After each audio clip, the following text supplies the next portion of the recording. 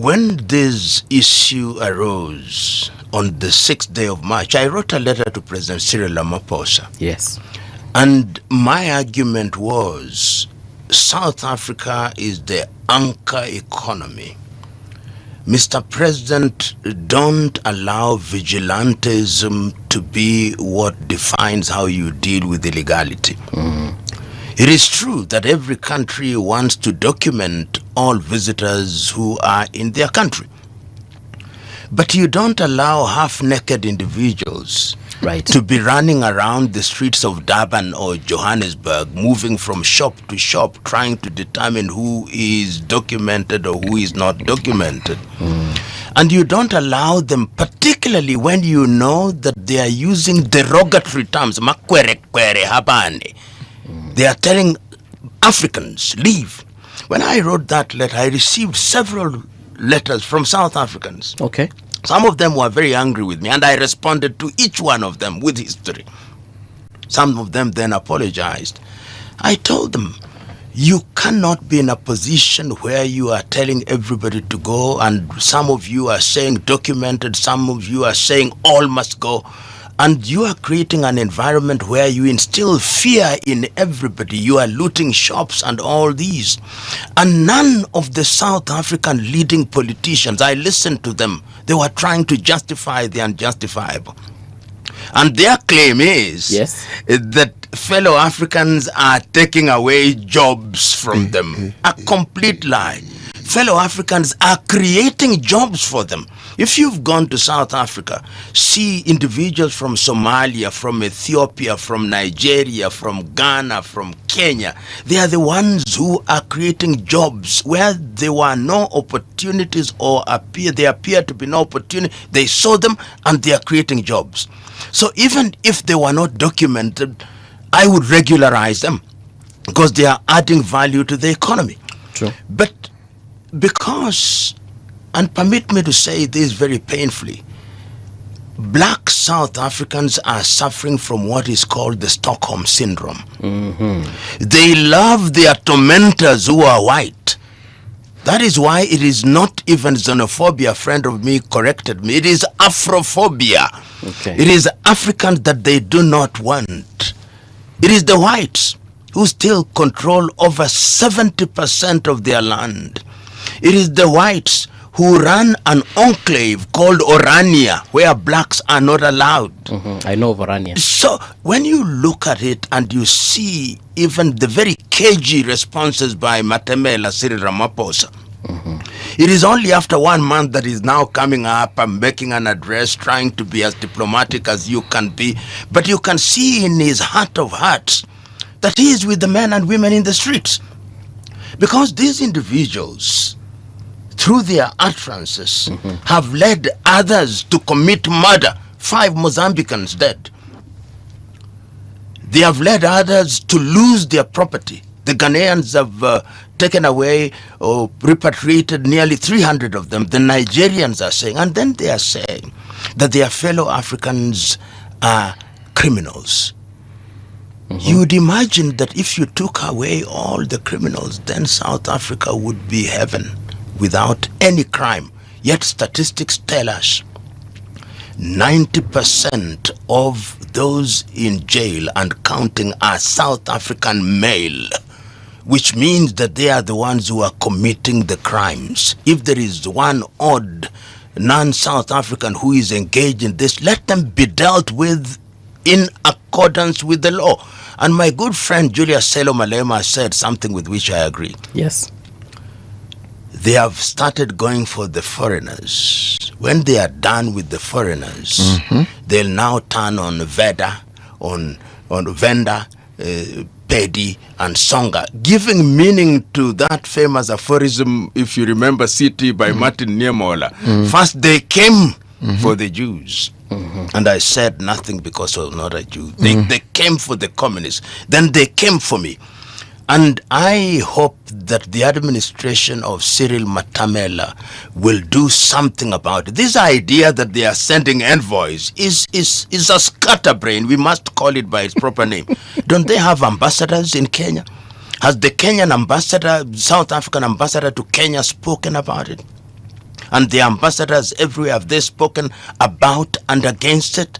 And we must remember, during the struggle against apartheid, statistics tell me that anything between 40,000 and 60,000 South Africans were in exile. Yes. In Mozambique, in Tanzania, in Zambia, in Kenya. I remember living next to a South African family in Jericho, and they never left. As I speak to you now, it is estimated that nearly 1 million South Africans live outside of South Africa. Okay. Acceptable. So when one sees what is happening, this Afrophobia, where they are telling us, go and repair your country, and I think some of them have never traveled. And they must imagine that in Africa we live on trees, jumping from branch to branch.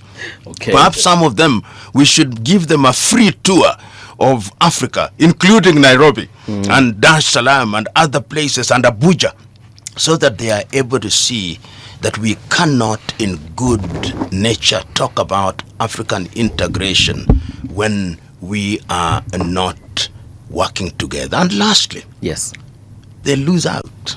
How many people have been taking their children in high school to South Africa?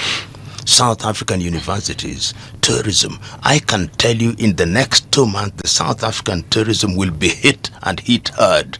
Those who are taking their children to university in those places will withdraw their children, and they are going to regret it.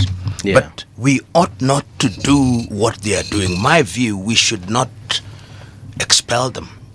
We should not mistreat them. What we should do is, at their moment of hate, we should show them love. Then they'll be disarmed. Then they'll know that they are in the wrong, hopefully. And then I hope to see that the leaders of these gangs should be arrested and prosecuted. It is only then that I'll know the South African administration is serious about this thing.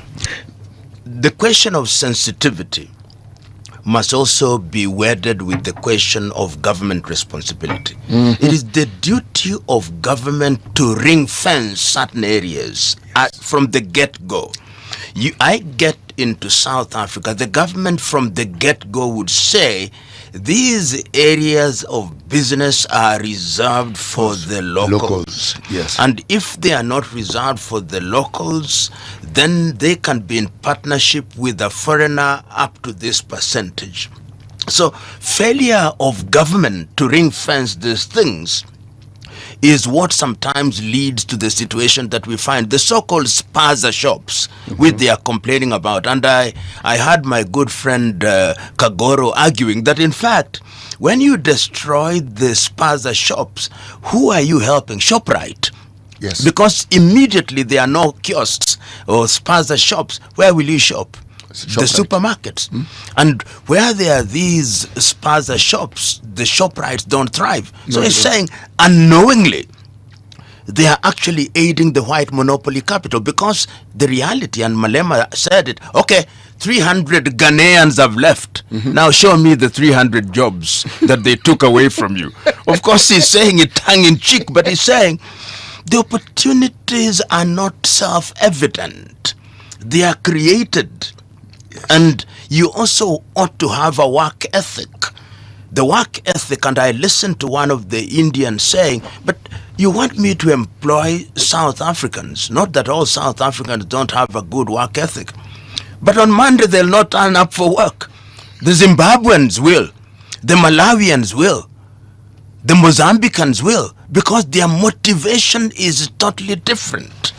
They want to make the rand and send it back home. So it's a combination of factors which, in my view, demanded that the government ought to deal with it well.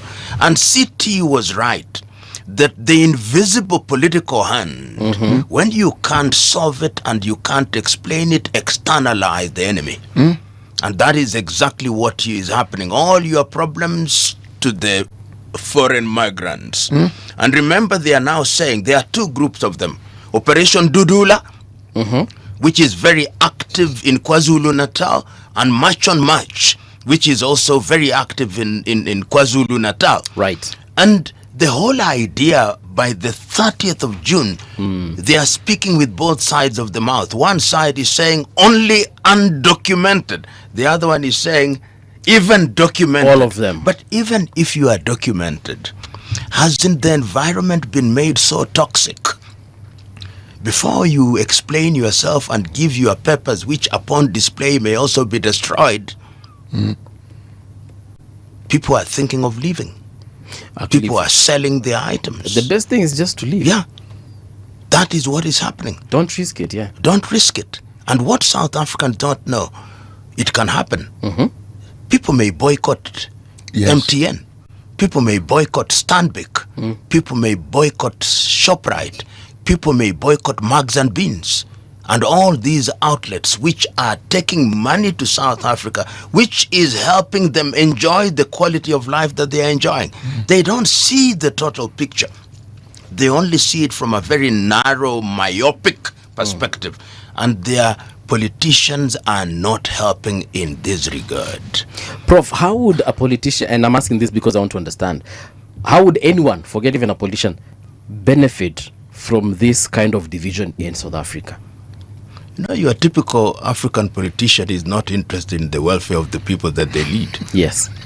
So as long as they have an environment where they can go into parliament and make their own money, they don't care whether the people are poor. In fact, they love them when they are poor. Because when they are poor, you can always give them 10 rand or 20 rand and they run to your rallies and you think that you are now a big man because some 30,000 individuals have attended your rallies. So they don't care.